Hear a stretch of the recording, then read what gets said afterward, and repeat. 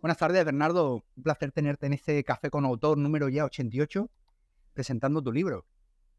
Bueno, qué lindo. Bueno, gracias por este espacio. Saludos para allá, para España, para Sevilla y tu audiencia, ¿eh?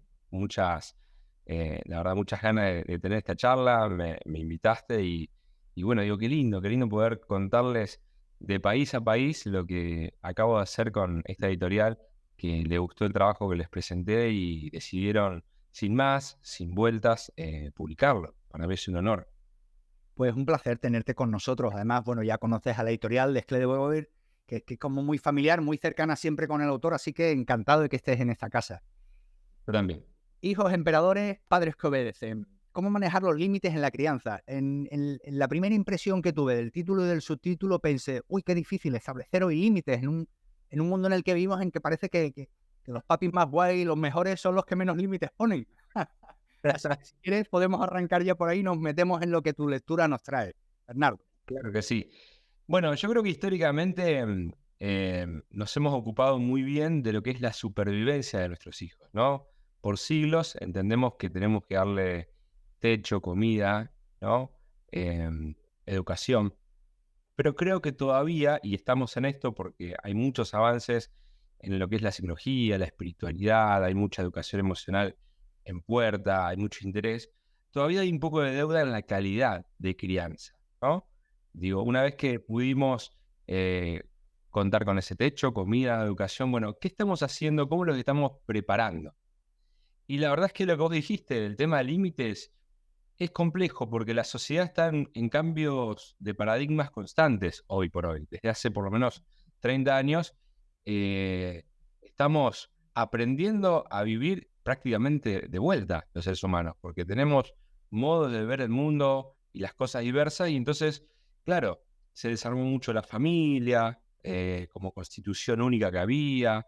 eh, entonces, al haber padres separados muchas veces, se complican las situaciones de poner límites coordinadamente. Imagínate que siempre fue complicado poner límites con dos papás viviendo bajo un mismo techo.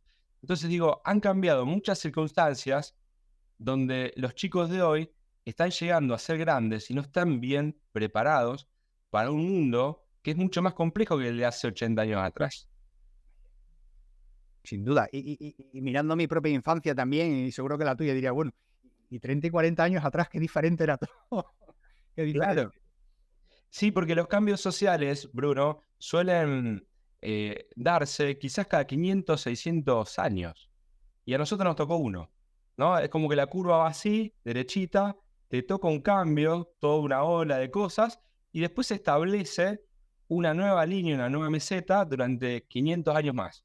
A nosotros nos tocó una época de cambios. Entonces, nuestros padres, nuestros abuelos, nuestros bisabuelos vivieron muy parecidos unos con otros. En cambio, nosotros ya con nuestros hijos, hablo lo de mi edad, de 40 para arriba, digo, ya tenemos que aprender y preguntarnos políticas nuevas para manejarnos con ellos. Ujú. ¿Te das cuenta? En ese sentido, nos trae tu libro Hijos emperadores, padres que obedecen. Ya el título es, oye, el título te golpea, ¿eh? Así, en el buen sentido, dices tú, ostras, eh, ¿qué podemos encontrar en tu libro? Te lo pregunto de otra manera. ¿Qué ofrece tu libro precisamente sobre estas cuestiones a papis, educadores o cualquier persona interesada en la materia, ¿no? Claro. Bueno, el título habla directamente de la noción de autoridad, ¿no es cierto? Que se ha dado vuelta. Así que lo primero que hay es eso, una reflexión sobre cómo pararnos como papás en esta cosa de prepararlos. Yo siempre estoy insistiendo en la idea de preparación, como un director técnico prepara a su equipo para jugar el domingo. Bueno, nosotros preparamos a nuestros hijos para la vida, entonces los tenemos que cargar de herramientas. Lo que está sucediendo es que no estamos preparándolos. Se ve mucha desviación en las crianzas, entonces lo que hay es una permanente sobreatención, ¿sí? En lo que es zona de comodidad, de zona de confort, pero no hay una preparación de recursos en su personalidad para que afronten la vida, afronten con fortalezas en su personalidad todo lo que se van a encontrar luego. Entonces, digamos, las casas son medias casas hotel. Incluso no hablo de, digamos, de estatus social. Cuando digo casa hotel me refiero a que son padres que están encargados de darles gustos, de atender a los chicos. Y criar no es atender. Criar es cuidar, es preparar. Así que en el libro van a encontrar muchos tips de cómo manejarse con esta nueva posición que se da como una deformación, que es lo papá es estar al servicio de los niños. Por eso la tapa es contundente, es un niño haciendo de marionetas con sus papás, ¿no es cierto? Me parece una tapa que refleja muy bien de lo que hablo. Tengo una mirada muy crítica con esto, pero bueno, también no dejo de ocuparme de orientar con distintos tips y consejos a estos papás que de verdad quieren enderezar la cosa. Qué interesante, porque a veces, o al menos en mi experiencia, Bernardo, y ahí queremos también pues saber cómo lo ves tú, cómo lo trabajas, te lo encuentras. Muchas veces vemos cómo los padres se muestran orgullosos de reconocer conductas de cierta autonomía, toma de decisiones o incluso de establecimiento de límites llevados a veces a cabo por los niños a la edad ya muy temprana, ¿no? Y muchas veces se señala eso como pues, un ejemplo de carácter o de personalidad o de madurez. Sí. Y yo veo la situación y digo, la situación es interesante, digo, pero me imagino esta situación muchas veces durante muchos días, muchos años, digo, esto a lo mejor puede derivar en algo que no deseamos en absoluto, ¿no? Exactamente. En realidad, hay de todo un poco. Hay una tendencia a ver falta de educación emocional, ¿no? Quizás lo que estos papás dicen, como vos contás, de destacar, son logros más en el nivel de lo pragmático, incluso de lo intelectual, porque estamos viendo mucho desarrollo intelectual, mucha precocidad en eso, en esta nueva generación. Entonces, uno ve que, por ejemplo, dice, no, mi hijo es vago, le va mal a la escuela, pero él no sabe, es súper inteligente. Claro, pero no te sirve, porque ese chico, después, ¿cómo va a afrontar con vagancia las exigencias de la vida? Entonces no te sirve que tenga una velocidad, ¿sí?, mental, una inteligencia, que pueda rendir las materias del secundario 5 o 6 todas juntas a fin de año, porque en la materia de disciplina y voluntad, como padres estás fallando. Porque estás diciéndole, no, mi hijo es súper inteligente, bueno, es un poco vago, por ejemplo, ¿no? Entonces digo, falta educación emocional, falta volver a creer en la disciplina. Porque, a ver, es como si se hubiese pasado de moda. Parece que todo lo disciplinario suena a fascismo, para Sí, exagerar, algo ¿no? punitivo, todo, sí, efectivamente. Claro, suena a represivo. No, no. Hay que volver a creer en la verticalidad de todo aprendizaje. No se puede dar ningún aprendizaje en la horizontalidad, ¿sí? No puede ser todo democrático en una casa que yo cada rato le pregunte a mi hijo qué quiere comer, o le pregunto si quiere ir a visitar a la abuela, si tiene ganas de hacer esto o lo otro. Es como un plebiscito permanente, se le pregunta al chico todo, y no es así. Tiene que haber un padre que diga lo que hay que hacer muchas veces sin que el chico intervenga en su apreciación o opinión. ¿Por qué? Porque para eso el padre es padre, por eso es grande, por eso tiene un camino recorrido en la vida que ese chico no. Entonces no hay que temer a esa actitud verticalista que es el ABC, digamos, lo básico, la célula básica para que se dé todo aprendizaje. Imagínense un docente que entra a un aula. No puede estar en condiciones de igualdad con sus alumnos. Obviamente que no, por eso tiene ese rol, por eso tiene ese puesto ganado, concursó, tiene ese lugar para poder enseñar. Entonces, él tiene un saber que los alumnos no. Que tengamos en cuenta a veces qué piensa el alumno, qué piensa mi hijo, sí, con el criterio del adulto. El criterio del adulto es el que tiene que definir cuándo va a importar la apreciación de mi hijo, ¿sí?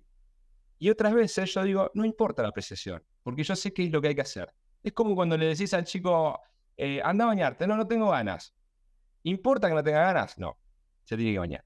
Se tiene que Y bañar. punto. Y punto, ¿no es cierto? Entonces, bueno, volver a creer en la verticalidad sin creer que es represivo. Qué interesante. Y además creo que aquí también nos vas a ayudar a entenderlo también mejor, porque fíjate, estamos hablando de la disciplina, estás hablando de esa verticalidad, en la necesidad que tienen los menores también de que les establezcamos límites, ¿verdad? Sí, Y arrancas con la introducción, con el título El amor como ingrediente. Me encanta. claro. Claro, porque Tiremos por ahí, Bernardo. sí, sí, claro, porque de verdad yo pienso que los límites son un recurso que tienen que ser puestos con amor.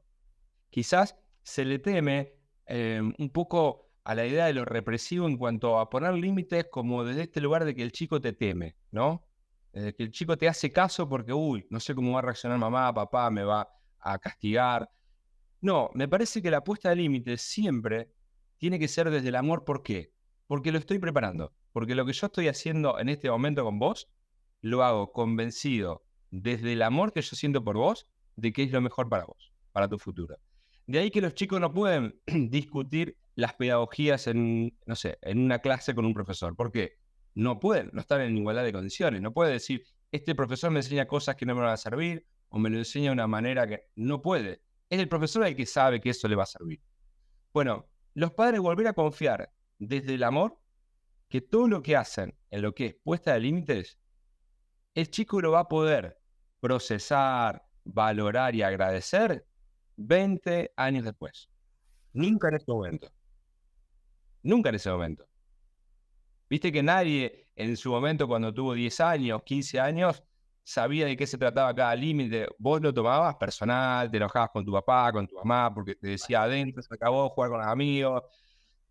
Pero más adelante, y muchas veces en situación de vos ser papá, te empiezan a caer esas fichas, ¿no? Empezás a tener conciencia de que esos límites estaban llenos de amor, porque eran recursos que mi papá y mi mamá decidió darme para yo poder manejarme en la vida adulta, en la que sí o sí me tengo que manejar con pautas, con valores, ¿no? Ciertamente. Bueno, la verdad que te estaba escuchando, claro, y pensaba, oye, qué interesante, ¿no? Ha cambiado el contexto, esos cambios aparecen ahora más rápidamente y son más profundos, quizás si cabe, como nos estabas contando. De alguna manera nos hemos relajado y hemos entendido que en exceso quizás las bondades de la horizontalidad en la crianza y hemos dejado la disciplina atrás. Y nos hablas precisamente, entrando en el segundo capítulo, de esta nueva generación, padres, papi, mami, hijos y hijas, y nos dicen, nos apoyamos mucho en los atajos, ¿no?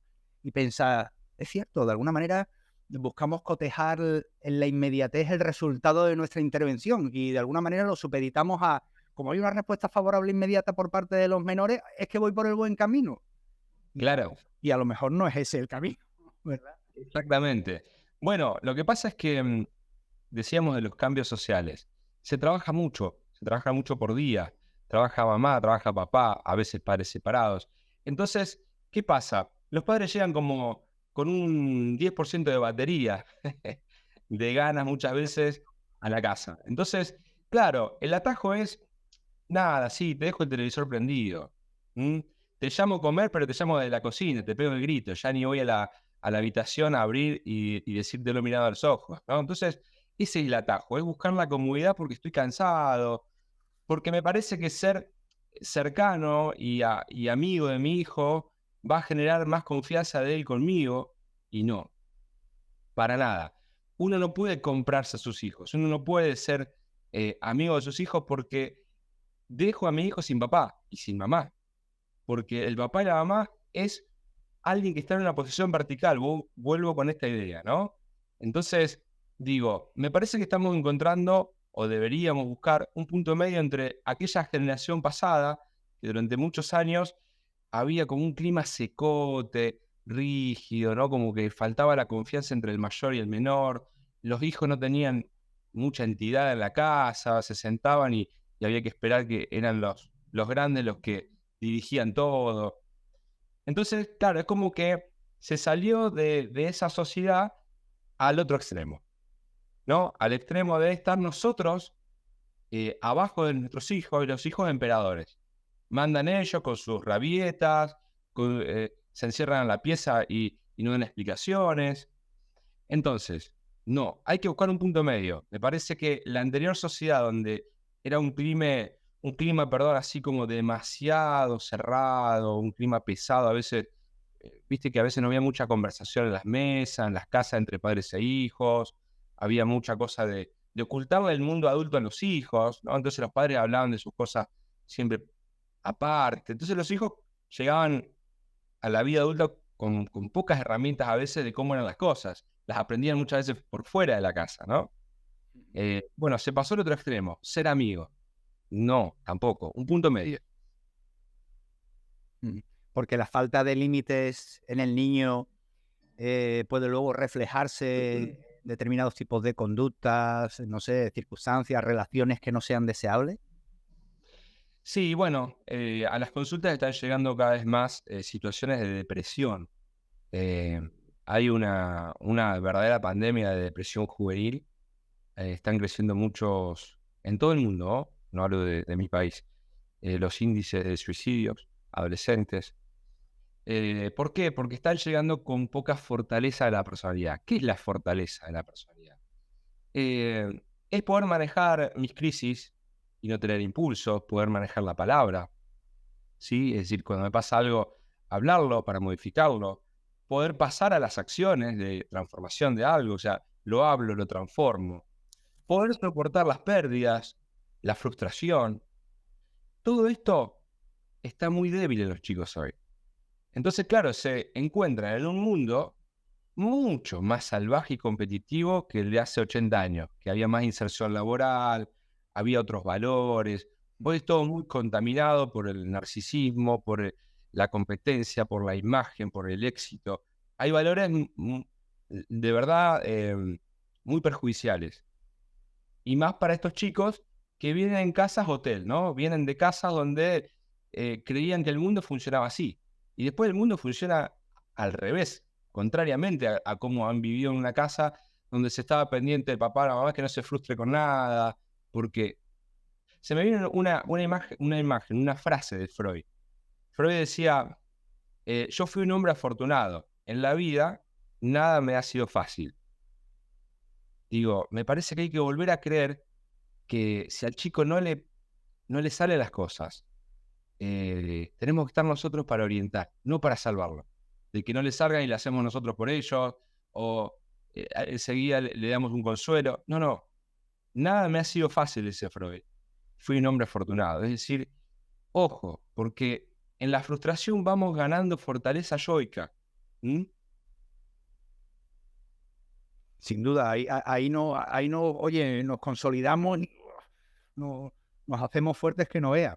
Lo que pasa que, claro, y corrígeme si me equivoco, la respuesta que también los adultos damos al hecho de poner límites a los menores y cómo estos reaccionan, también tiene que ver mucho con esa fortaleza de los límites, porque si yo establezco límites y la respuesta que consigo de mi hijo es la agresión o la frustración o la distancia, claro, el cómo manejo yo eso, ¿verdad? Con mi propia frustración o mi culpa como padre, ay, quizás me he pasado, soy muy duro, tal y cual. Claro, si a mí me cuesta manejar lo mío, pues es más difícil, ¿verdad?, que yo luego establezca ese tipo de límites con mi hijo, que no lo quiero ver sufrir ni enojado ni Sí. molesto en ningún momento.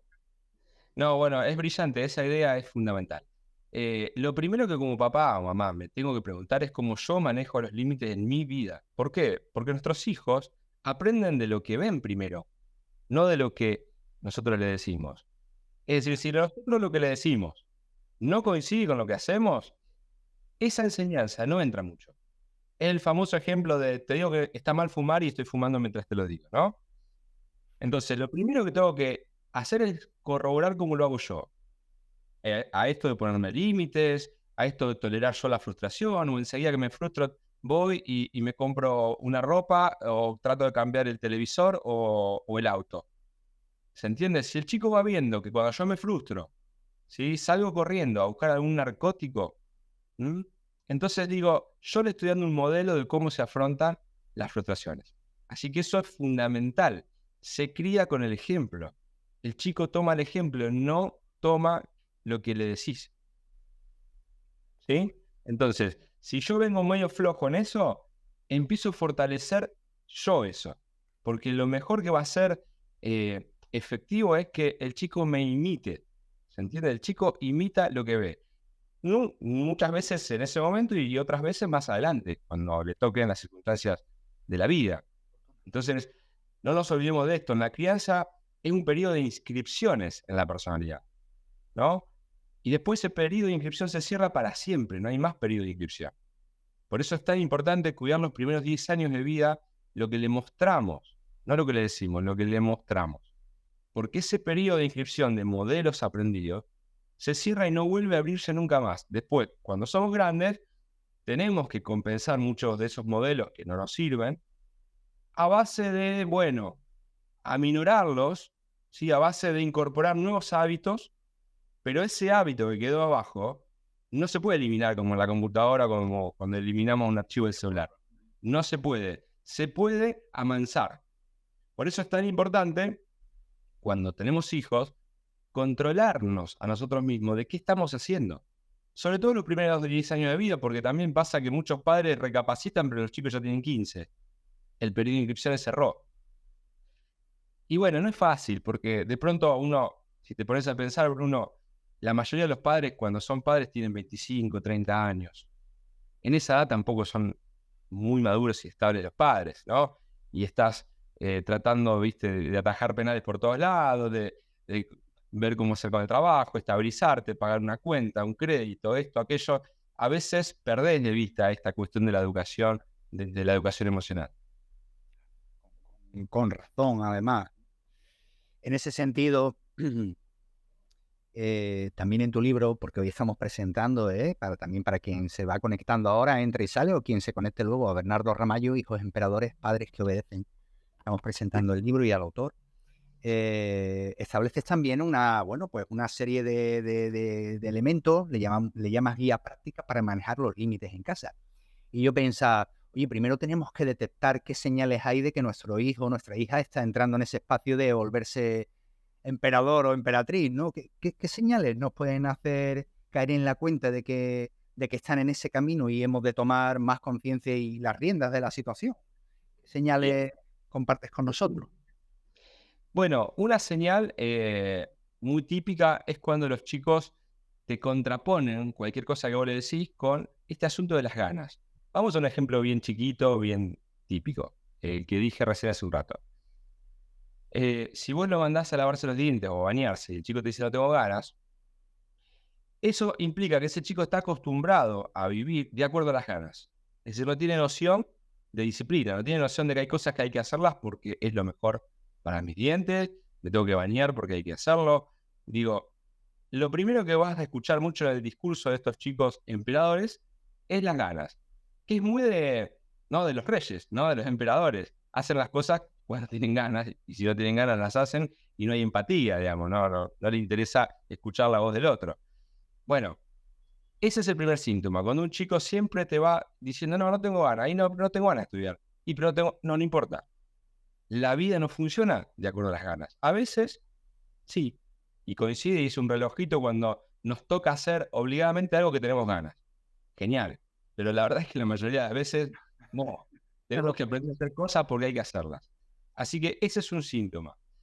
Otro síntoma en los chicos de hoy no es tanto la rebeldía, es decir, no se está viendo tanto chico transgresor porque la debilidad yoica, o sea, la debilidad en la personalidad, se muestra mucho más con depresión. Es decir, no tenés tanto chico que no sé, no vaya a la escuela y no sé, se queda dando vueltas en la calle escondiéndose del papá. ¿No? No ves tanto eso, sino que se ve el chico que dice, no tengo ganas de ir a la escuela o andar a retirarme antes de la escuela. Entonces uno lo ve como aplacado. Y si vos le pones un límite, no sé, le sacás la PlayStation, te dicen, bueno, me arreglo sin PlayStation. Le sacás la moto, le sacás la bici. Entonces la primera actitud que llama la atención es que es un chico que el castigo no le hace nada. ¿Sí? Más que enfrentarse con discusiones y gritos, que eso era normal en otras adolescencias anteriores, que había como más enfrentamiento. Entonces vos tenías al chico que a los 15 años me dice, yo me voy a trabajar, no quiero estudiar. Y se iba a vivir solo, a los 16, 17 años. Ese tipo de adolescente hoy no lo tenés. Hoy tenés un adolescente que, al contrario, no quiere soltar el cordón umbilical y se sigue quedando en la casa. ¿Sí? Entonces, las primeras, digamos, manifestaciones son esas, ¿no? Un chico que te habla siempre de las ganas, tengo ganas o no tengo ganas, se deprime, se encierra, habla poco, no sostiene, obviamente, todo este mundo de las obligaciones y todo lo que se sostenga con disciplina, vos ves que no lo puede sostener. Esos son los primeros síntomas. Sí, como si le quedara grande el mundo. Sí. En esta guía práctica que nos señalas, pones también el foco en algo importante, que son las maneras, las formas, que lógicamente tienen que ver con la propia autogestión de los adultos, ¿no? Y lo dices tal cual, ¿no? Educar a tu hijo sin gritar. Oye, qué importante esto, ¿eh? claro. Y qué fácil Bueno, caer en el exabrupto, en la imposición, en el grito muchas veces, ¿no? Sin ser consciente de lo, bueno, pues de la influencia tan nefasta que eso tiene. bueno, la autoridad, y sobre todo para los chicos de esta generación, la autoridad se gana. Es decir, el chico de hoy no te respeta porque vos tengas el delantal de docente, de policía, el uniforme o que seas el papá. Em, el chico de hoy te va a respetar, como dije hoy, en la medida en que vos seas respetable. ¿Mm? Es decir, si vos tenés una cierta coherencia con lo que decís y haces, ahí vas a ganar la autoridad. Entonces, si el chico te ve que vos decís algo, él te dice que no quiere hacerlo y vos empezás a gritar, ahí perdés autoridad. Te desacreditas, porque eso es una señal de descontrol tuyo. Entonces, yo lo que les explico a los papás cuando vienen a verme es: el límite se explica una vez, incluso si hay que explicarlo, porque a veces ni una vez porque ya está sobreentendido. Directamente se pone el cuerpo en el límite. ¿Qué es poner el cuerpo? No es ser prepotente físicamente, pero es hacerlo. Por ejemplo, esta semana una mamá me preguntó cómo hacía con el tema de PlayStation porque se quedaba toda la madrugada el chico y no. Entonces yo le decía, bueno, mira, te levantás, la apagás y la desenchufás. ¿Sí? Sin dar explicaciones, porque se sabe lo que estás haciendo. Es decir, ¿qué es poner el cuerpo? Es decir, acá estoy yo. Y se va a hacer lo que yo digo, porque yo soy la que sabe qué es lo que está bien y lo que está mal.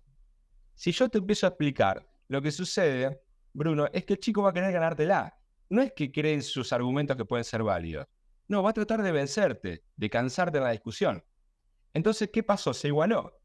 Entonces hay cosas que no son discutibles. Porque si las discutís, vos debilitás tu argumento. Por ejemplo, si yo te digo, vos sos mi hijo y vos querés comerte una golosina a las 20 horas, antes de cenar. Entonces vos me lo pedís y yo te digo, no, no, ya es tarde, ya vamos a comer pronto. El chico inmediatamente va a tratar de convencerte, no porque sepa que vos no tenés razón, sino porque él se quiere salir con la suya. Entonces, si yo me pongo a discutir y a repetirte, es obvio que en un momento me voy a enojar, pero me voy a enojar porque yo le estoy errando en sumarme, en subirme un ring donde no me tengo que subir, porque el argumento es claro. Entonces el chico solamente se quiere salir con la suya. No es que precise una explicación más contundente. Qué buenos ejemplos. Yo creo que son bastante gráficos y nos podemos ver incluso reflejados más de uno. Dentro de esa manera de relacionarnos, de manejar los límites en casa, hablas también de premios y castigos, ¿no? He escuchado de un extremo a otro. No hay que darle premio a los chicos por las cosas que hacen bien porque es lo que tienen que hacer. Por tanto, no hay premio. Ostras. Y No, me hay que parece castigar que... por las cosas que hacen mal. Entonces, muchas veces dice uno, oye, ¿dónde está la medida del premio y el castigo? Bien, bueno, lo mismo. Queda a criterio del docente, queda a criterio de ese papá docente. Vuelvo con esta idea del docente, de la verticalidad. Yo creo en la eficacia de las dos cosas, por igual, me parece. Porque depende del criterio con que uses. Tiene que ser un premio y un castigo proporcional. Esta es la palabra fundamental, proporcional. Que esté pensado en medida de lo que vos querés castigar o premiar, ¿sí? No podés excederte para un lado o para el otro. Tiene que ser proporcional. Y usado, bueno, así, con ese criterio, la verdad es que sirve mucho. Eh, venimos de muchos años donde vos sabés que se usaba mucho más el castigo que el premio. El premio, como dijiste vos, suena a ¿por qué le vamos a premiar por algo? Lo que pasa es que esta generación no son chicos que funcionan como los de la anterior generación. Esta generación no les sobra motivación. Entonces el premio está muy relacionado con la motivación. No nos olvidemos que tienen menos fortaleza. El chico de antes se ponía rebelde y decía, yo no te preciso, y se la arreglaba solo. El chico de hoy le falta nafta, digamos, le falta combustible. Entonces está bueno siempre premiar un poco. Oye, y entre el premio y el castigo entiendo que la buena medida está en el equilibrio, ¿verdad? Y la pertinencia del premio y el castigo, porque a veces premiamos sin tener que premiar y Claro. castigamos quizás ya en un momento en que el castigo tiene poco efecto. Sí. El castigo, lo importante es que, como te digo, que sea proporcional, que el chico de verdad eh, no le tema el castigo en sí. El chico puede asociar el castigo con lo que vos le querés enseñar. Porque si no, digamos, si vos le decís, ahora cuando venga tu papá vas a ver, entonces el chico se porta bien porque le tiene miedo a lo que le va a hacer el papá, no porque la madre le dijo que se vaya a bañar. A vos lo que te tiene que interesar no es el miedo que pueda tener tu hijo, a vos lo que te tiene que interesar es si él puede asociar el castigo a lo que vos le querés incorporar desde la educación, el hábito X, ¿no? Entonces, lo importante es siempre tener en cuenta que vos sos el preparador, sos el docente. Siempre tener en cuenta cuál es el módulo que querés enseñar. El castigo es una herramienta, pero no es el fin. El fin es que el chico de verdad pueda decir, ah, bueno, sí, me conviene bañarme porque la verdad es que sí, me siento mejor, estoy más limpio, el otro día ya. ¿Se entiende? O sea, que él incorpore el aprendizaje. Porque si, ¿sabes cuál es el problema del castigo por el castigo mismo? Que cuando no está más el castigador, el chico hace lo que quiere. Es simple. Entonces, como mi papá no está, no me puedes amenazar con eso porque total no va a venir. Listo. Entonces, el chico se quedó dando vueltas en su cabeza solamente con el castigo, por el castigo mismo. No, no, ahí fallaste como papá, como mamá. Vos tenés que generar que el chico reflexione, medite el aprendizaje que vos querés incorporarle, el hábito. Qué bueno. Qué bueno, Bernardo. Mira, nos contabas también, o al menos lo catalogabas así, y sería interesante, ahora que nos acercamos un poco ya al tramo final del Café con Autor, hablas de 4 estilos, ¿no? De crianza o de ejercer precisamente esa función, ¿no? De la que nos hablas como padre, como madre, como entrenador, ¿no? Exacto. Bueno, estaban los padres autoritarios, estos papás que, decíamos, establecían una verticalidad por la que el chico temía el castigo, no había confianza, no había comunicación, se hace porque yo lo digo. ¿Mm? Bueno, la verdad es que en la generación anterior eh, algo de eso funcionaba, no es que era un fracaso, porque también fueron muchas generaciones que salieron a la vida y pudieron hacer su vida. Porque a veces como que está fácil criticar, ¿no? A las generaciones anteriores, parece como que salieron todos chicos traumados. No, no hay mucho trauma con los padres secotes y verticalistas. Sí eran padres que les faltaba preparar en algunas cuestiones de educación emocional y de comunicación, sí, que es lo que se intenta mejorar hoy y se transmite el afecto más y todo esto. Así que ese es como el primer estilo de padre, autoritario. Después tenés el contrario, que es el padre que estamos hablando ahora, el padre sobreprotector. El padre sobreprotector es aquel que se pone como amigo del hijo, que es como un poco aquel padre que quiere que su hijo sea su compañía también, ¿no? Es como que el hijo vino como a llenar sus vacíos, quiere sentirse amado por su hijo, está pendiente de estar todo el tiempo como en un romance con su hijo, ¿no? Una cosa de permanente demostración, adulación, el padre que siempre, o la madre que está siempre diciendo todo lo bueno que hace el hijo, pero también es el que le cuesta soltar el cordón, porque ese hijo le llena sus vacíos. Entonces son las mamás que muchas veces pueden tener síndrome de nido vacío, ¿no? Porque basaron su vida en esos hijos. ¿Mm? No, no trajimos chicos a la vida para atenderlos, sobreprotegerlos, los trajimos para prepararlos. Son de la vida, como dice, ¿no? El refrán, son de la vida, no son nuestros. Después, obviamente, hay un tercer tipo de padre, que es el padre abandónico, desinteresado, que también hay muchos, que es el que no está. Básicamente no es ni sobreprotector ni autoritario porque no está. Digamos, es el padre que se aleja, el padre que se la pasa trabajando, pone niñeras, o el padre que se fue de la crianza y manda plata. Bueno, desde ya decir que eso eh, es claudicar, es abandonar, es no estar para prepararlos, dejarnos solos, ¿cierto?